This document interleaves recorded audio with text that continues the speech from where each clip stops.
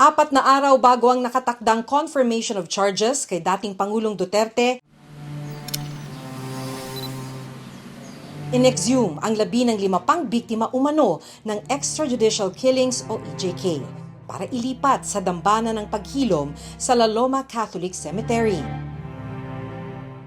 Noong araw ding yon, nalaman ng ibang kaanak ng EJK victims na matutuloy na ang confirmation of charges laban kay Duterte matapos itong mapospone noong September 2025. Masaya po dahil kumbaga yung sa tagal namin paghihintay, nagkaroon pala ng kaliwanagan yung aming hinihintay. Akala namin madilim. Tatagal ng 4 na araw ang confirmation of charges hearing. Pagkatapos nito ay may 6 na araw ang pre-trial chamber para pagdesisyonan kung kakasuhan ba o hindi ang dating Pangulo. Kung confirmed ang charges, saka lamang magkakaroon ng paglilitis sa kasong crimes against humanity laban kay dating Pangulo Rodrigo Duterte. Pero sa unang araw pa lamang ng confirmation of charges hearing, hindi na sumipot si Duterte. We communicate the very deep disappointment of the victims at the decision allowing Rodrigo Duterte not to be present in this stage of confirmation of charges. This case symbolically represents the last boat that the victims can board to go on a journey in search of justice for their loved ones who were brutally killed upon the orders of Mr. Duterte. Sa sulat na isinumite ni dating Pangulong Duterte sa ICC, nakasaad ang ilang dahilan kung bakit hindi raw siya dadalo sa pagdinig. Una, hindi niya raw kinikilala ang jurisdiction ng International Court at tinawag niya ring kidnapping ang nangyaring pagdadala sa kanya sa The Hague na plinano raw ng kasalukuyang administrasyon. Pangalawa, malaking kasinungalingan din daw ang paratang na pinamunuan niya ang extrajudicial killings o EJK na nangyari noong siya pa ang mayor ng Davao City hanggang sa maging presidente ng Pilipinas. At ang huling rason ay ang kanyang edad at kalusugan kaya hinihiling niyang respetuhin na lang ng korte ang kanyang kapayapaan sa loob ng detention facility ng ICC. Pinayagan ng pre-trial chamber si Duterte na hindi dumalo sa confirmation of charges hearing. Ayon sa korte, pinapayagan ng Rome Statute at Rules of Proceedings na ituloy ang pagdinig kahit na walang akusado, lalo na't itinuturing na waived o tinalikuran na ni Duterte ang kanyang karapatan na humarap sa pagdinig. Situation in the Republic of the Philippines in the case of the prosecutor versus Rodrigo Roa Duterte. At nito lang February 23, sinimula ng unang araw ng confirmation of charges kung saan formal na inilatag ng prosekusyon ang lahat ng ebidensya sa mga kasong ihahain laban sa dating Pangulo. The prosecution charges Mr. Rodrigo Roa Duterte with 2 counts of murder and 1 count of murder and attempted murder as a crimes against humanity. Sa document containing the charges, nakasaad na 3 counts ang pinagbasihan ng prosekusyon.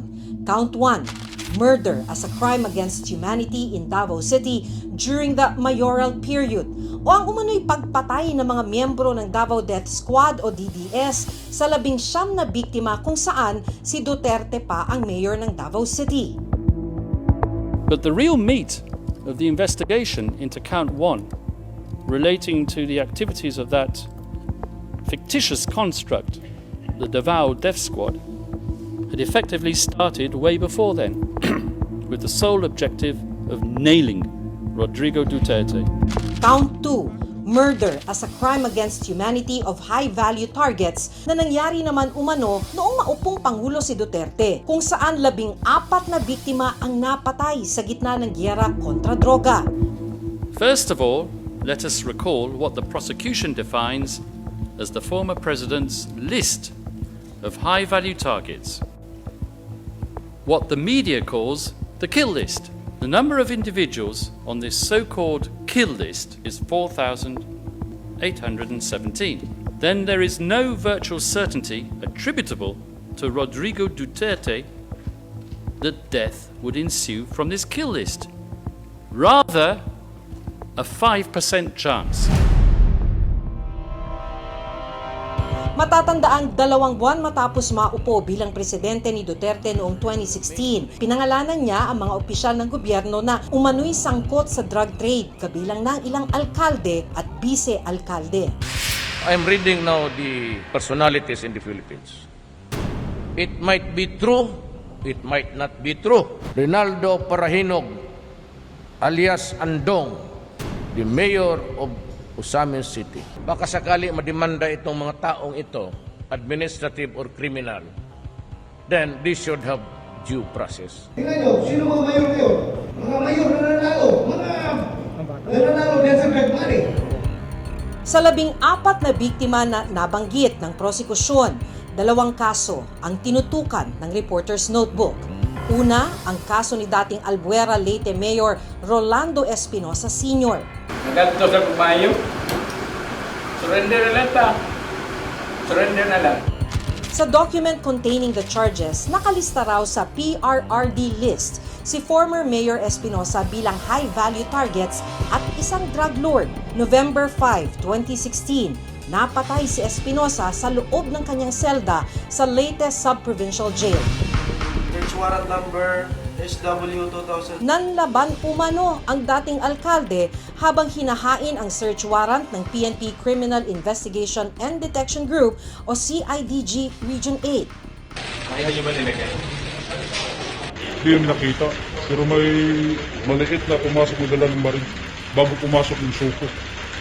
Yung pag-alis ng mama, yung maliit, wala ng baril. Yun, pumasok yung suko. May baril. Isa pa sa nakalista sa document containing the charges, ang kaso ni dating Ozamis City Mayor Reynaldo Paruhinog alias Aldong, na isa rin daw sa nakalista bilang high-value target at protektor ng droga sa ilalim pa rin ng PRRD list.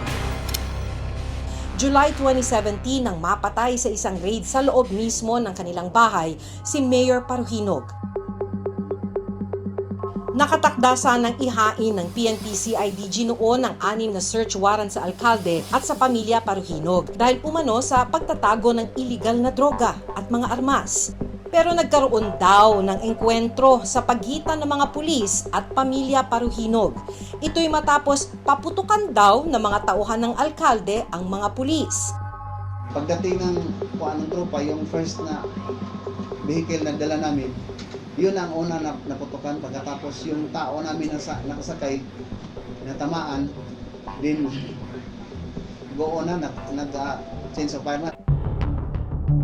Sa mga larawang ito, makikita pa ang mga bangkay matapos ang raid sa bahay ng pamilya Paruhinog.